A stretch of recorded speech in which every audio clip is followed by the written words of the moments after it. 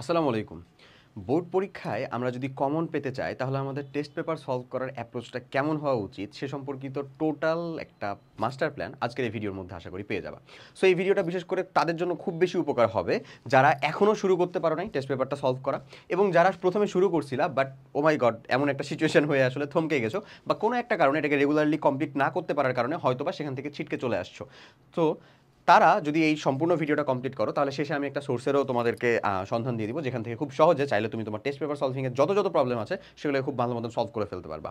So test paper জিনিসটাকে বলা হয় তোমার লাস্ট টাইমের একটা সেভিয়ার, যারা আমাদের মানে শেষ সময়ে এসে কিছু কিছু অংশ বাকিও রেখে আছো, কিছু কিছু অংশ ইনকমপ্লিটও হয়ে আছে, তুমি বুঝতেও পারতেছো বা ধরতেও পারতেছো এতদিনে এসে যে তোমার যে গতি পড়াশোনার সেটা তুমি হয়তো বা লাস্ট পর্যন্ত যে সে পুরোটাও কমপ্লিট করতে পারবে না, তাদের জন্য একটা সিম্পল হাতিয়ার হচ্ছে অন্তত সেটার একটা বার রিডিং দিয়ে বা বেসিক কমপ্লিট করে টেস্ট পেপারে যে কোশ্চেনগুলো আসছে মিনিমাম 5 বছরে সেটা কমপ্লিট করে যাও ওই অংশটুকুর, এবং যে অংশটুকুর পরিমাণ অবশ্যই কম হওয়া উচিত উচিত এখন যদি টোটালটাই যদি এরকম হয় তাও আমি বলবো সে যদি টেস্ট পেপার সলভ করে যায় তাও তার একটা ভরসা আছে বা আশা আছে। স্টিল এটা মানে কখনোই গ্যারান্টি দেওয়া পসিবল না যে না ভাই আমি তো টোটাল কিছুই কমপ্লিট করে যাই, আপনি বলছিলেন টেস্ট পেপার সলভ করে গেলেই হবে, আমি টেস্ট পেপার সলভিং করে গেছিলাম কিছুই পাই নাই, কারণ এটা হতে পারে যে তোমার টেস্ট পেপার সলভিং করার টেকনিক যেটা ছিল বা ওয়ে অফ অ্যাপ্রোচ যেটা ছিল সেটা খুব একটা বেশি ইফিশিয়েন্ট বা ইফেক্টিভ ছিল না, সেজন্যই হয় নাই। চলো আজকে আমি এই ভিডিওর মধ্যে তোমাকে বলবো যে বোর্ড স্ট্র্যাটেজিটা কেমন হয়, বোর্ড টার্গেটটা কেমন হয়, কোন অ্যাপ্রোচের মাধ্যমে আমাদের টেস্ট পেপার সলভ করার মাধ্যমে আমরা খুব ইফিশিয়েন্টলি আর ইফেক্টিভলি সেখান থেকে ভালো একটা ফলাফল বের করে নিয়ে আসতে পারি। চলো শুরু করি। প্রথমে যে জিনিসটা সেটা হচ্ছে টেস্ট পেপারটাতে যে কাজ করা যাবে না সেটা হচ্ছে ব্লাইন্ড সলভিং। ব্লাইন্ড সলভিং জিনিসটা হচ্ছে যে আমরা যারা আসলে শুরু করে কাইন্ড অফ থমকে গেছি বা ছিটকে পড়ছিলাম তাদের ভিতরে ব্লাইন্ড সলভিং জিনিসটা সব থেকে বেশি ছিল। এই অধ্যায় শেষে শিক্ষার্থীরা কি কি শিখতে পারবে এই টাইপের যে জিনিসপত্র এগুলাও যারা পড়ার চিন্তা ভাবনা করে তাদেরকে আমি খারাপ বলবো না, তারা ভালো, অবভিয়াসলি অনেক অনেক ভালো, বাট আমি এবং আমার মতন যে বিলো এভারেজ স্টুডেন্টগুলো তারা বোধহয় এগুলো জিনিসের প্রতি বেশি আসক্তও হয় না, বেশি চিন্তিতও হয় না। আমাদের চিন্তা ফার্স্ট অফ অল থাকে যে আমাদের একটা ভালো পড়াশোনা কমপ্লিট করতে হবে, এটার বেসিকটা বুঝে আমাকে এখান থেকে একটা ভালো মার্ক কন্টেন্ট করে নিয়ে আসতে হবে বা কোয়েশ্চেনের উত্তর করতে পারতে হবে, সেখান থেকে মার্ক বের করে নিয়ে আসতে পারতে হবে, ভালো একটা রেজাল্ট আসবে, বাবা মা খুশি হবে, এই বাস শেষ ডান। এটুকুই হচ্ছে আমাদের বেসিক চিন্তা ভাবনা। তো তাদের জন্য একটা কথা বলবো, ব্লাইন্ড সলভিংটা তোমাদের জন্য কখনোই মোটেও না। ব্লাইন্ড সলভিং বলতে বোর্ডে যা আছে এই যে আমাদের ভৌত জগত পরিমাপ, ল্যাবরেটরি নিরাপদ ব্যবহার সব সলভ কর ঠাড়া, এই জিনিসটাতে এরকম হয় যে তুমি আসলে যখন তোমার এনার্জিটা ওই জায়গার ভিতরে সলভ মানে শেষ করে দাও, নষ্ট করে দাও, তখন তুমি জানো যে জৈব রসায়ন এরকম একটা হাতির মতন একটা জিনিস এখানে দাঁড়ায় আছে। সো তখন তুমি ওখানে যাবা যখন গতিবিদ্যা স্থিতিবিদ্যার মতন একটা হাতির মতন জিনিস দাঁড়ায় আছে, তখন তুমি তোমার শেষ করা এনার্জি দিয়ে যতটুকু বাঁচলো ওটুকু নিয়ে যখন ওর কাছে যাবা তখন ওকে দেখেই তুমি আসলে দৌড় দিবা, এরকম ঘটনাটাই ঘটে। সো আমি তোমাদেরকে বলতেছি না যে তোমার আসলে ল্যাবরেটরি নিরাপদ ব্যবহার বা ভৌত জগৎ বা এই চ্যাপ্টারগুলোকে শেষ করা লাগবে না, অবভিয়াসলি করা লাগবে, বাট এগুলো আমাদের লোয়ার এনার্জির চ্যাপ্টার ভাইয়া, এগুলোকে তুমি পরে সলভ করো, এগুলো তুমি পরে শেষ করো, এগুলো বোর্ড পরীক্ষার জন্য খুব বেশি গুরুত্বপূর্ণ যেমন না, তুমি জিনিসটাকে বুঝো, ডাল ভাত আর বিরিয়ানির পার্থক্য বুঝো, কাইন্ড অফ এরকম একটা বিষয়, বুঝছো? সো যাই হোক, যেটার কথা বললাম, তাই না বুঝে সব করতে যাওয়াটা যাবে না, না লিখে শুধুমাত্র পড়াও যাবে না, অর্থাৎ আমরা যেটা সলভ করতে দিই সেটা সবসময় মাথায় রাখতে হবে, আমাদেরকে লিখে করতে হবে। এখন তুমি বলতে পারো ভাই আমি পড়তে যাই হাঁপাই গেছি, আমি আবার লিখবো কেমনে? কথা হচ্ছে তুমি যে পড়তে যে হাঁপায় যাচ্ছ, ফার্স্ট অফ অল এই টেন্ডেন্সিটা তুমি মাথা থেকে বের করো, তোমাকে লিখতে হবে, এই টেন্ডেন্সিটাকে রিপ্লেস করো, ঢুকায় নাও। তুমি যদি প্রয়োজনে চিন্তা করো যে ভাই আমি মনে মনে একবার পড়বো 2বার লিখবো, আমি তোমাকে বলবো ভেরি ভেরি ওয়েলকাম, বরঞ্চ ওটাই করো।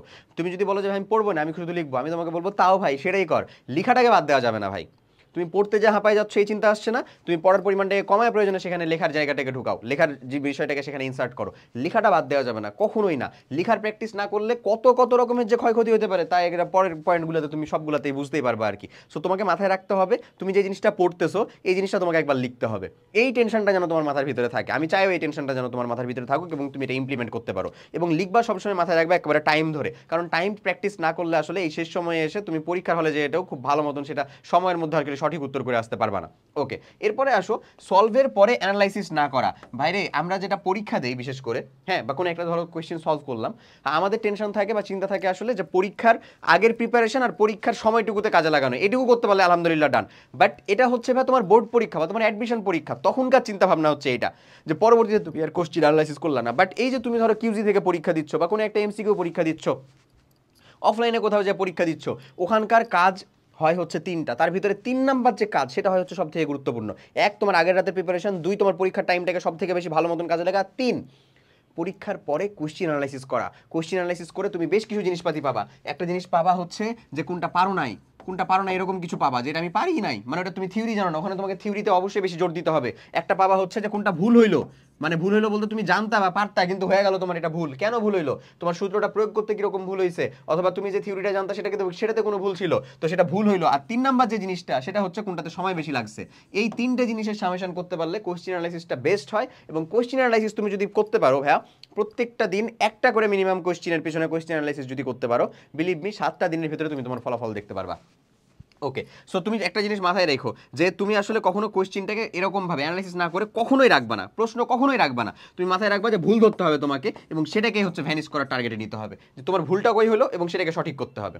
ওকে, এরপরে আসলে যদি টপিক ম্যানেজমেন্টের কথা চিন্তা করি, টপিক ম্যাপিং, আসলে ম্যানেজমেন্ট না, টপিক ম্যাপিংয়ের কথা চিন্তা করি, তাহলে আমরা যদি টপিক ম্যাপিং না করে মানে না করে ধর হচ্ছে সামনে আগাই, তাহলে একটা চ্যাপ্টার কমপ্লিট করতে আমাদের ওভার টাইম লেগে যায়, যেটাকে বলে ওভার প্রসেসিং, যেটা হচ্ছে কাইন্ড অফ একটা ওয়েস্ট। লিটারেলি এটা হচ্ছে কাইন্ড অফ একটা ওয়েস্ট। আমরা টপিক ম্যাপিং কেমনে করতে পারি? কোন টপিকে কতবার প্রশ্ন আসছে সেটা সুন্দর মতন দেখলেই বুঝতে পারি। বুঝলে কেমনে বুঝবো? টেস্ট পেপার আছে না আমার, টেস্ট পেপারের ভিতরে তো কোশ্চেন চলে আসছে, আমি স্পষ্ট দেখতে পাচ্ছি যে নদী নৌকার ম্যাথটা বেশি আসতেছে। আমি স্পষ্ট দেখতে পাচ্ছি যে আমাদের ঘর্ষণের থেকে আমাদের যে 5 নাম্বার চ্যাপ্টারের ভিতরে যে ওই ম্যাথ কি বলে, যে আমাদের কুয়া ভর্তি করার, মোটরের কর্মদক্ষতা, মোটরের ক্ষমতা, এই ম্যাথটা বেশি আসছে, রকেটের থেকে এগুলো বেশি আসতেছে। তাহলে তুমি যখন বুঝতেছো তখন সেই জিনিসটার উপরে তোমার এমফাসাইজ বেশি করতে হবে না? অবশ্যই করতে হবে। তাই টপিক ম্যাপিং করে যদি তুমি একটু সামনে আগানোর চেষ্টা করো, তুমি দেখবা কোনো একটা জিনিস শেষ করতে তোমার যে যতটা বেশি সময় লাগতেছিল এতটা না।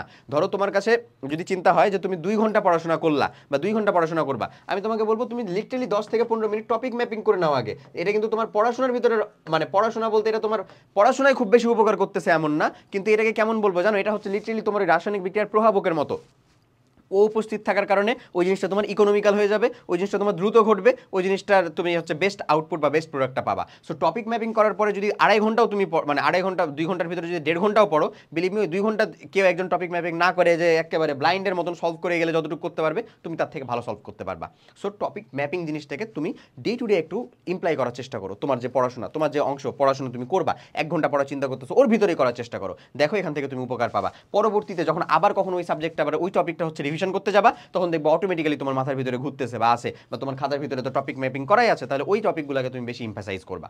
ওকে, এরপরে আসো যদি আমরা চিন্তা করি যে রিপিটেড কোশ্চেন অ্যানালাইসিস, এই জিনিসটা হচ্ছে এমন যে তোমাকে টার্গেট নিতে হবে না যে আমি বিগত 20 বছরের কোশ্চেন করব, কোনো দরকার নাই। বিলিভ মি, তুমি জাস্ট 5টা বছরের কোশ্চেনটাকে ধরো, প্রত্যেকটা সাবজেক্টের প্রত্যেকটা চ্যাপ্টারে যদি তুমি 5টা সাবজেক্টের কোশ্চেন ধরো, কোশ্চেনের সংখ্যা ভাই মোটেও ছোটখাটো হয় না ভাই, হিউজ সংখ্যক কোশ্চেন হয়ে যায়, মেলা কোশ্চেন হয়ে যায়। সো যেগুলা বারবার রিপিটেড হয়েছে সেগুলাকে সুন্দর মতন মানে একেবারে প্রবাবল টপিক হিসাবে চিহ্নিত করো, প্রয়োজনে হাইলাইটার দিয়ে হাইলাইট করো যে এই টপিকগুলো থেকে বারবার কোশ্চেন আসছে।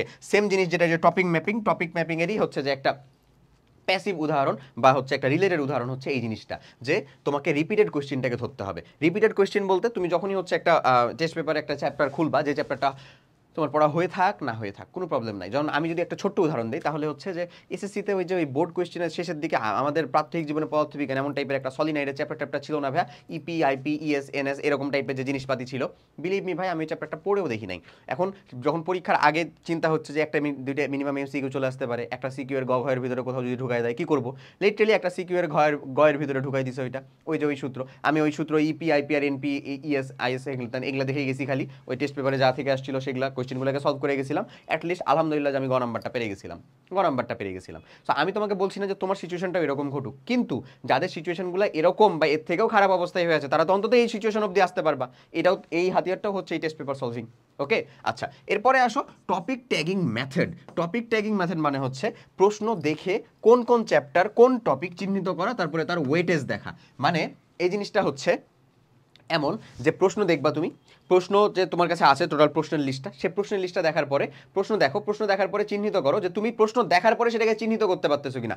অনেকের কাছে মনে হতে পারে যে আদৌ কি এটা সম্ভব, বাট বিলিভ মি তোমার আমার না হইতে পারে, বাট আমাদের মধ্যে এমন মেলা মানুষজন আছে, আমারও হয়তো এককালে, যে এই প্রশ্ন দেখার পরে ধরো এটা ফিজিক্সের কোশ্চেন, এতটুকু যেহেতু এটা পদার্থবিজ্ঞানী করতেছে তার মানে এটা ফিজিক্সেরই কোশ্চেন, ওটা তুমি বুঝছো, কিন্তু এটা ফার্স্ট পেপার বা সেকেন্ড পেপারের কোন চ্যাপ্টারের কোন টপিক, হাইয়েস্ট চ্যাপ্টার পর্যন্ত সে বলতে পারবে, বাট কোন টপিক এটা সে বলতেই পারবে না। এরকম মানুষজনের সংখ্যা কম না, এটা হাতে গোনা না ভাইয়া, বিশ্বাস কর খালি, ঠিক আছে, সত্য কথা বলতেছি আমি।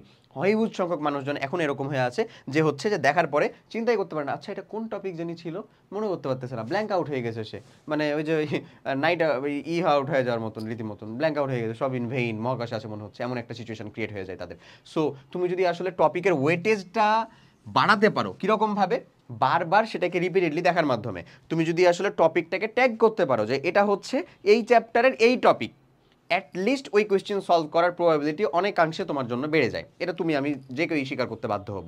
তবে আমরা এটা সত্য কথা, অ্যাটলিস্ট এই এইচএসসির একেবারে কয়দিন পরে পরীক্ষা দিব, এই সময়ে এসে আসলে কোনো মানুষ যদি চিন্তা করে যে আসলে ভাই এটা কোন চ্যাপ্টার আমি সেটাই ধরতে পারছি না, সো তার জন্য আসলে একটু বেদনা বা দুঃখজনক আমার মনে হয়, সে আমাকে হতাশও করবে এরকমই মনে হয়। আমার এই গাইডেন্স নিয়েও তার খুব বেশি উপকার হবে বলে আমার মনে হয় না। বাট অ্যাটলিস্ট যারা সাবজেক্টটাকে সিলেক্ট করার পরে, চ্যাপ্টারটাকে সিলেক্ট করার পরে টপিকটা পর্যন্ত সিলেক্ট করতে পারে, তাদের জন্য অনেক অনেক শুভকামনা। তারা ভাই অবভিয়াসলি দেখা যাবে উইথিন, যদি এই গাইডেন্সগুলো ফলো করে টেস্ট পেপারটাকে সলভ করতে পারো, খুব সহজে তুমি হচ্ছে সেখান থেকে উত্তর, ভালো একটা আউটপুটও বের করে নিয়ে আসতে পারবা। ওকে, এরপরে আসো answer pattern practice. Answer pattern practice মানে বোর্ড পরীক্ষার জন্য কীরকম ভাবে লিখতে হবে এই জিনিসটা ধরতে পারাটাও খুব জরুরি। মেলা মানুষজন আমাদের ভিতরে আছে যারা হচ্ছে উত্তর ঠিকই করতে পারে। যেমন ধরে নাও হচ্ছে যে ওই আমরা হচ্ছে যে ধরে নাও আমি হচ্ছে যে একটা সূত্র দেখাই, টি বাই হচ্ছে T dash is equals to R by R plus H.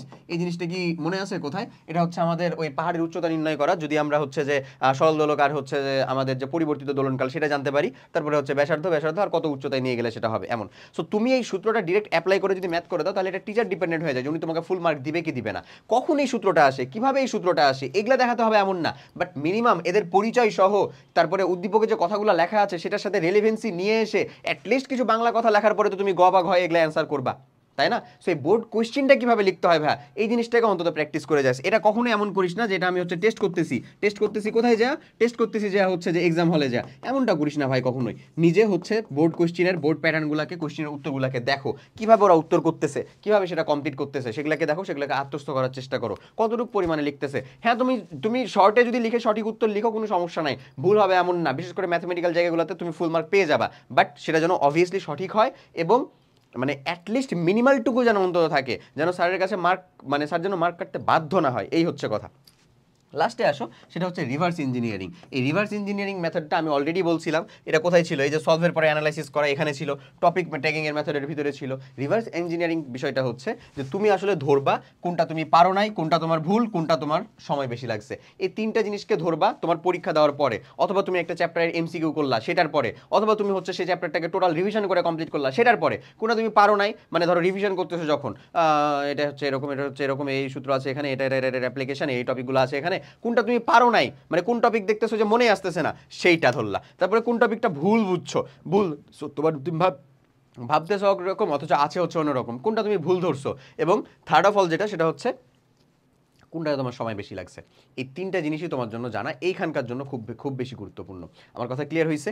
In টোটালে যদি এই অ্যাপ্রোচগুলোকে অ্যাপ্লাই করতে পারো, বিশেষ করে তোমার বোর্ড পরীক্ষার জন্য যদি টেস্ট পেপার সলভিং করার ক্ষেত্রে, তাহলে দেখবা তুমি, আশা করি হচ্ছে যারা শুরু করতে পারেনি তারা দ্রুত শেষ করতে পারবা, সেরকম একটা ঘটনা ঘটবে। অ্যাজ ওয়েল অ্যাজ যারা শুরু করতে যে আসলে ছিটকে পড়ছিল ওই ব্লাইন্ড সলভিং বা বিভিন্ন কারণে বা রেগুলারিটি মেনটেন না করতে পারার কারণে, তারা খুব সহজে সেটাকে এখন আর ছিটকে না পড়ে আশা করা যায় খুব ভালো মতন কমপ্লিট করতে পারবা।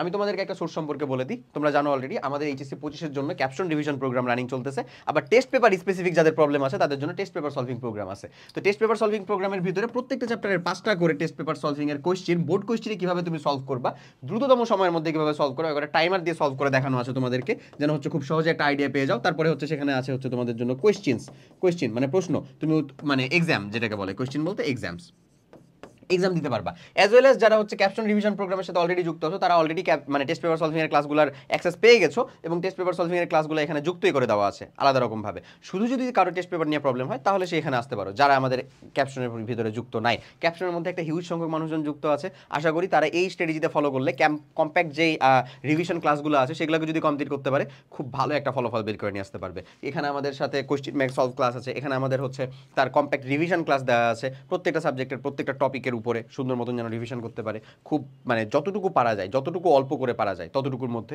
একেবারে কম্প্যাক্ট করে দেওয়া, তোমার যতটুকু লাগবে ততটুকু আর কি।